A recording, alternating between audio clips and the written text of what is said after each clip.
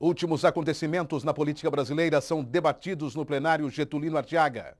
Projeto para criar o Fundo de Agricultura Familiar é discutido em audiência pública. Esses são os destaques desta edição do Repórter Assembleia.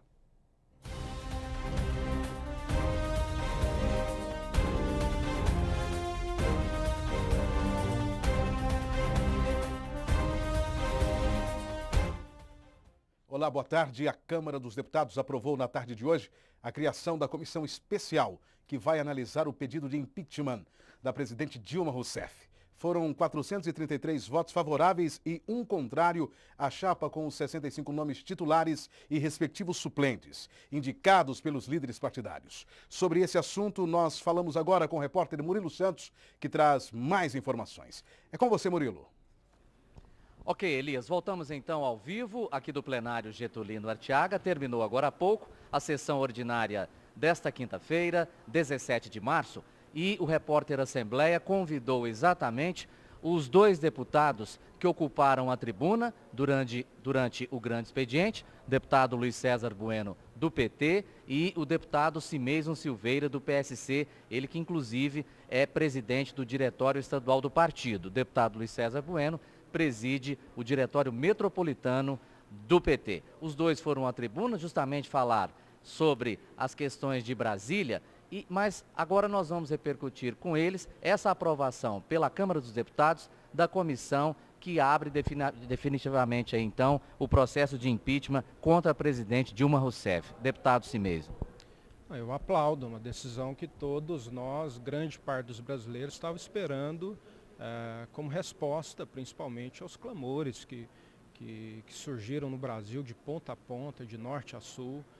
Então acho que essa é uma das respostas que o povo esperava, principalmente depois das decisões. Eu acho que momentos como esse, quando há uma grande comoção social como houve domingo, era o momento do governo federal, a própria presidenta, dar respostas diferentes das que foram dadas, né? Então, depois de tudo aquilo, depois de todo o movimento que foi feito no Brasil, qual foi a resposta dada? Vamos trazer o Lula para ser ministro, né? Uma resposta completamente fora daquilo que o Brasil precisa, daquilo que o Brasil busca, que é uma reformulação política administrativa. Então, a população esperava respostas. A resposta que foi dada não foi a resposta que nós precisávamos, que o Brasil precisa.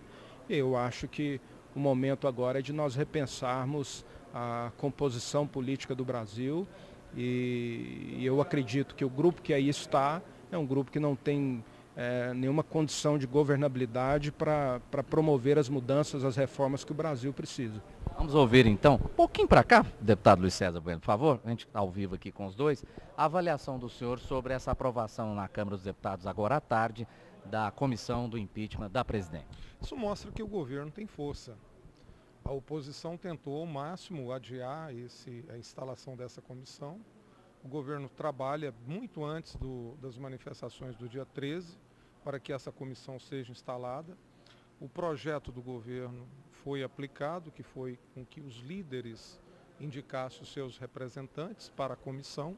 A oposição chiou, correu no STF, o STF, por 8 votos a 2, derrubou essa chiadeira da oposição e a comissão foi instalada. E eu tenho certeza que essa comissão ela será responsável, analisará os fatos constitucionalmente, e não ao clamor de um setor da população que ocupa as ruas, mas ao clamor do povo inteiro. E aí eu quero aqui ressaltar, né, a importância da presença do presidente Lula nesse governo. Aí os rumores devem indicar que ele deve convidar o goiano Henrique Meirelles para presidir o Banco Central. Está confirmado isso já, deputado? Existe todo um processo em andamento, já tem toda uma articulação para que o Brasil retome o desenvolvimento econômico. São 320 bilhões que serão investidos para que setores da economia se movimentam, conforme ocorreu de 2003 a 2009.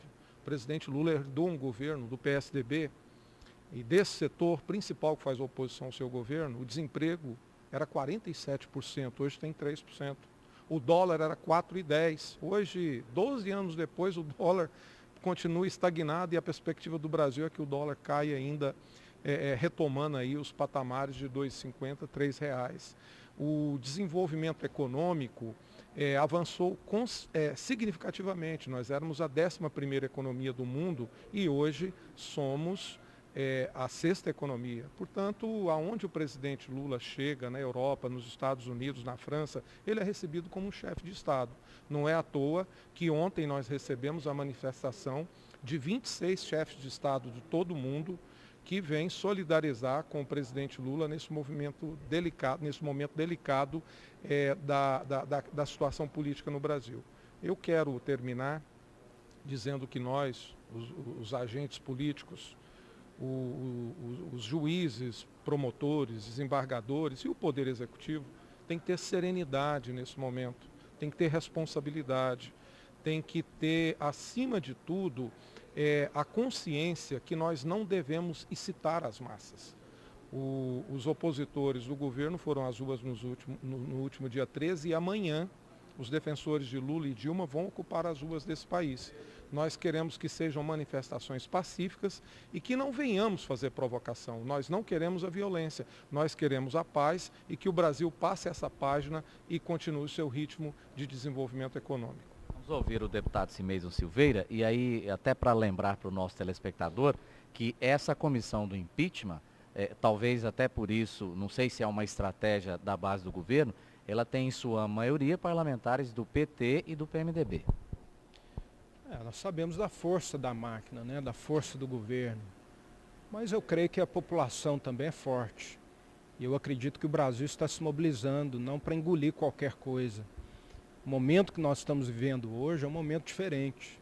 O brasileiro já está cansado, o modelo está falido. Uma coisa era o presidente Lula lá no seu primeiro governo, outra coisa é o momento que o Brasil está passando. Acho que o Brasil teve em algum momento alguns avanços, claro que teve, mas nós estamos tendo agora um retrocesso que está comendo para trás todos os avanços. E muito pior do que isso, nós não vamos recuperar o Brasil em menos de 10 anos. E esse governo está degradando diariamente. O Brasil está dissolvendo diariamente. Então, se a decisão do Congresso for a permanência desse governo, eu temo que nós percamos uma geração inteira, né? Então a preocupação é muito grande. Eu acho que nós temos agora que trabalhar a mudança do Brasil, não pelo viés político partidário. Nós temos que trabalhar a mudança do Brasil daquilo que o Brasil precisa como povo, como nação. Nós não podemos ver um ministro sendo colocado como ministro por causa de uma situação judiciária. E isso ficou muito claro. Eu também acho temerário, porque eu acho que o Brasil está tão bagunçado que o nosso próprio judiciário, eu acho que foi uma falha você grampear um presidente e ao mesmo tempo, no outro dia já está nas mídias, isso também é muito temeroso. Nós estamos vivendo um tempo que o Brasil está tão bagunçado que até isso pode acontecer. Mas ficou muito claro os motivos pelos quais o Lula está vindo para o governo. Não é para salvar o Brasil. Não é para... Não, os motivos ficaram muito bem estabelecidos ali naquela conversa e nós esperamos que o Congresso tenha juízo e possa baixar as bandeiras partidárias e buscar aquilo que a sociedade anseia. Eu acho que esse é o grande desafio do Congresso. Agora, nós sabemos da força do governo, se esse grupo que hoje governa o Brasil permanecer, eu vou lamentar e vou torcer para que o Brasil tenha melhor sorte daqui para frente. Bom, são 5h33 em Goiânia, estamos ao vivo no Repórter Assembleia. Nós vamos repercutir um debate que o senhor participou com a gente aqui. O senhor gostaria de dizer mais alguma coisa? Porque o senhor já vai falar na sequência. Sim. Não, eu apenas quero dizer que o momento é um momento que exige reflexão. O país precisa passar a página, precisa se desenvolver. Quero devolver aqui a argumentação feita pelo colega Simeison, dizendo que o presidente Lula, ele não foi condenado, ele não é réu. A fase processual existe investigação, indiciamento, julgamento de primeira instância, julgamento de segunda instância e o recurso à Corte Especial, que é a Suprema Corte. Ele está sendo investigado. E eu tenho certeza que no final dessa investigação nem indiciado será. Portanto, é muito lamentável que um brasileiro que tem uma folha de serviços prestados à construção da democracia brasileira, o presidente Lula assinou a Constituição do Brasil em 88. O presidente Lula ajudou a lutar para que a anistia chegasse ao Brasil e nós implantássemos a democracia. Nós vivíamos num regime de ditadura militar. O presidente Lula contribuiu para a abertura política, participou das primeiras eleições democráticas que houve no Brasil, fundou a Central Única dos Trabalhadores, fundou um partido político que foi o PT, um metalúrgico que virou presidente da República e que não é condenado, não é réu em processo nenhum. Agora, concordo com o deputado Cimeison, é muito lamentável, mas muito lamentável mesmo, que um juiz de primeira instância quebre o sigilo telefônico da Presidenta da República e coloque a segurança nacional em risco. Isso enfraquece as instituições e enfraquece a democracia. Isso não é bom para a sociedade nem para o país. Deputados, muito obrigado pela participação ao vivo aqui no Repórter Assembleia aqui com a gente. Muito obrigado aos dois pela gentileza de continuarem aqui com a gente. Muito obrigado, deputado. Muito obrigado. Bom, agora são 5h35, chegando a 5h36 em Goiânia. Um pouquinho antes do início da sessão ordinária desta quinta-feira, nós fizemos um pequeno debate ao vivo aqui na TV Assembleia com os deputados Luiz César Bueno, do PT, o deputado Ernesto Roller, do PMDB, e também o deputado Lissauer Vieira, que agora é do PSB, o Partido Socialista Brasileiro. Nós conversamos com os três sobre o quê? Justamente o anúncio feito ontem pela presidente Dilma de que Lula é o novo ministro-chefe da Casa Civil, a posse dele hoje de manhã e até aquela liminar de um juiz de primeiro grau em Brasília que determinou o cancelamento da posse. Vamos acompanhar um pouco do que foi esse debate agora aqui no Repórter Assembleia. O partido do senhor em âmbito nacional foi um dos que pediu para que o ex-presidente Lula não fosse nomeado ministro-chefe da Casa Civil. O senhor concorda com esse pedido ou não? Concordo, eu acho que nós estamos vivendo um momento muito delicado na política do nosso país. Não estamos aqui para condenar partido A ou partido B. Eu acho que nós temos que fazer uma reflexão política no nosso país. E essa nomeação do presidente Lula está sendo um réu, confesso, porque eu vejo a dificuldade que o país vem enfrentando, as ameaças de prisão do presidente Lula, condução coercitiva do presidente Lula, e foi uma manobra feita, na minha opinião, uma manobra feita para ele poder escapar de algum problema futuro aí que poderia ter com a justiça. Então a gente vê essa dificuldade política no nosso país, essa crise que nós viemos enfrentando, mas nós temos que estar atentos para não cometermos e deixarmos a população numa revolta como está hoje. Hoje nós temos visto aí a população indo para as ruas, ontem a população protestando. Nós temos que entender que a população que nos dá o mandato, que deu o mandato para a presidente Dilma, mas nós temos também que entender que essas manobras não fazem parte da boa política no nosso país. Existe um governo que foi vencedor nas urnas, e aí eu quero falar a máxima. Quem pelo voto vence, somente pelo voto poderá ser retirado. E pelo voto pode ser através de uma medida da Casa Legislativa, que os parlamentares, sim, eles têm instrumentos para isso, mas depois da tramitação do processo de impeachment. Então, enquanto isso, prevalece a construção do Estado Democrático de Direito. Agora, existe claramente um tribunal de exceção feito pelo Juizado Federal de Curitiba, estruturado por uma polícia política de cunho fascista. E os estados totalitários, os estados fascistas, eles só constituíram através de uma polícia política. O presidente Lula não foi condenado, ele está sendo investigado. Aqui eu estou diante de um advogado e a fase processual pressupõe a investigação, o indiciamento, o julgamento de primeira instância, de segunda instância e a corte especial. São 5 fases. O presidente Lula está na primeira fase, na fase de investigação. Agora, um presidente que está na fase de investigação, como pode dizer se ele pode ou não ser ministro nós precisamos entender no país que a população não está aceitando isso. Os fatos, o país está em ebulição política. Os fatos, eles acontecem numa velocidade extrema e o governo está atordoado.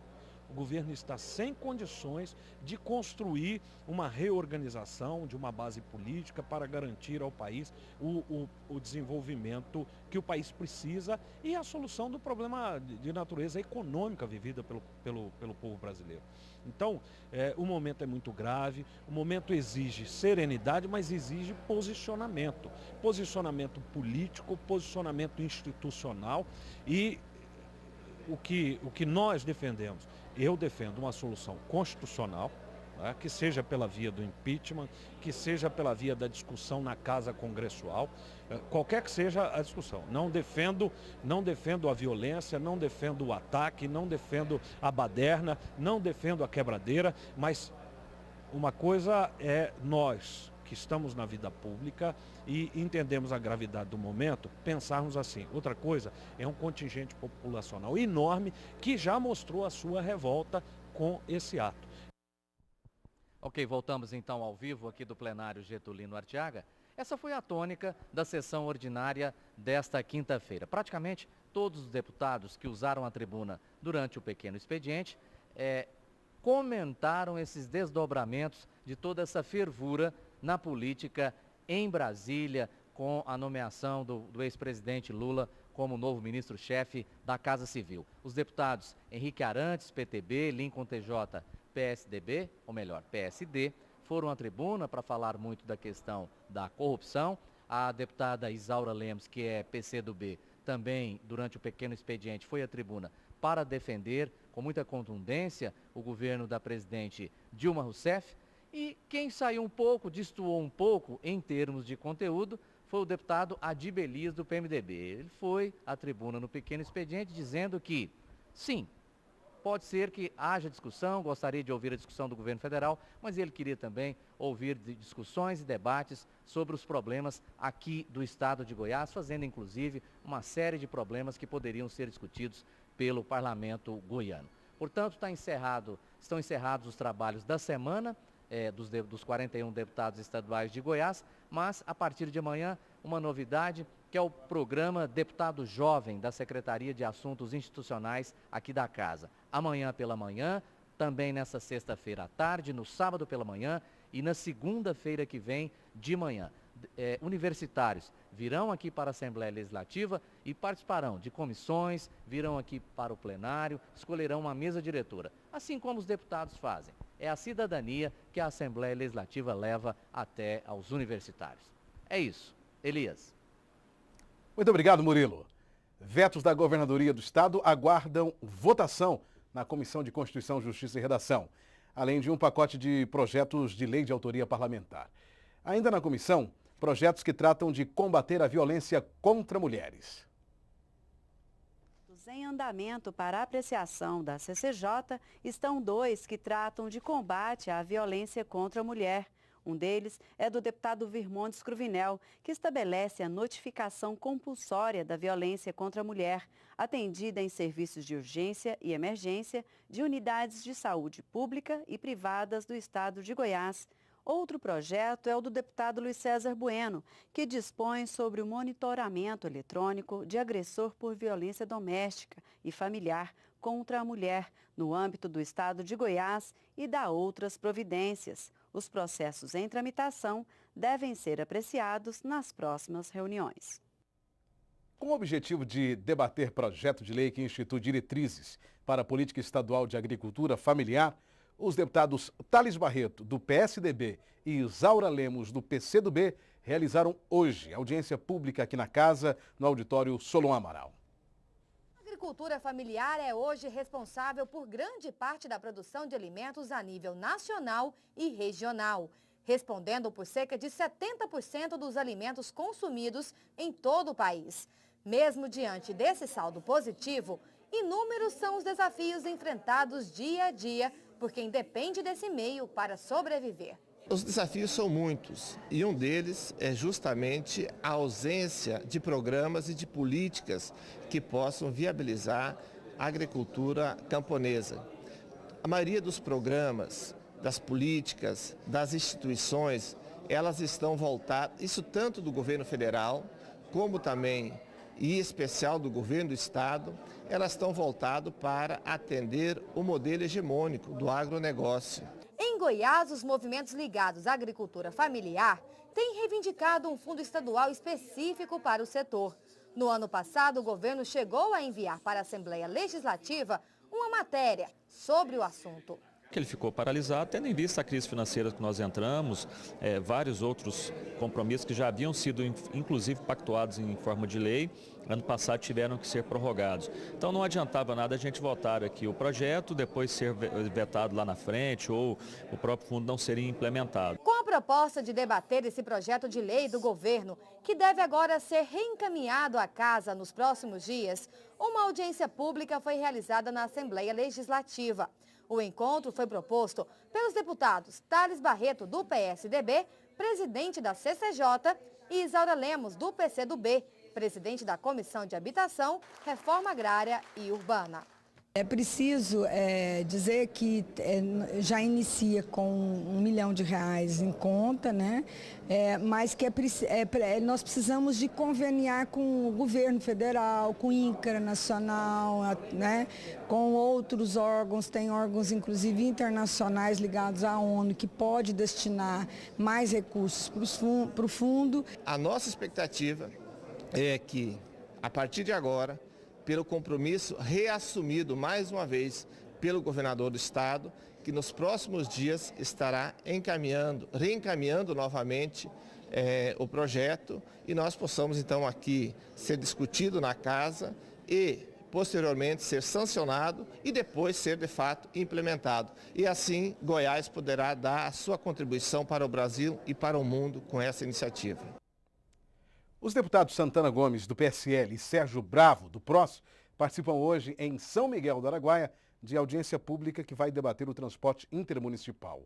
O encontro será às 8 horas da noite, na Câmara de Vereadores. Presidente da Comissão de Defesa dos Direitos do Consumidor da Assembleia Legislativa e titular da CPI do Transporte Intermunicipal, o deputado Santana Gomes falou com a nossa equipe sobre a expectativa desta audiência. Eu fui convidado como presidente da Comissão de Direito do Consumidor. Me parece que a presidente da Câmara Municipal de lá está se sentindo prejudicada, parece que está um excesso de cobranças, e ela nos chamou como presidente da comissão, os membros da comissão, assessoria jurídica da comissão, para fazer uma audiência pública, para fazer uma discussão sobre o processo do transporte coletivo naquela cidade. E aí nós vamos aproveitar e levar a comissão para dar um apoio àquela comunidade em relação ao direito do consumidor. E olha só, a Seção de Atividades Culturais aqui da casa, com apoio da Diretoria de Comunicação, promove a Semana do Chocolate Artesanal, com a participação de expositores goianos. Através da Seção de Atividades Culturais, a Assembleia Legislativa promove a Semana do Chocolate Artesanal, em comemoração à Páscoa. São comercializados produtos essencialmente artesanais, como ovos de Páscoa, bombons, tortas, bolos de pote, entre outros. Os servidores e interessados em presentear parentes e amigos podem visitar o saguão da casa até o dia 24 de março. Vale a pena conferir. O presidente da Comissão da Criança e Adolescente da Assembleia, deputado Carlos Antônio, promoveu hoje visitas técnicas aos conselhos tutelares e conselhos municipais dos direitos da criança e do adolescente, nas cidades de Leopoldo de Bulhões, Vianópolis e São Miguel do Passa Quatro. Em cada cidade visitada, o deputado se comprometeu a viabilizar, de acordo com as demandas específicas, ações práticas que contribuam para melhorar as condições de trabalho dos conselheiros no desempenho de seu papel constitucional. E esta edição do Repórter Assembleia termina aqui. A você, uma excelente noite e até amanhã.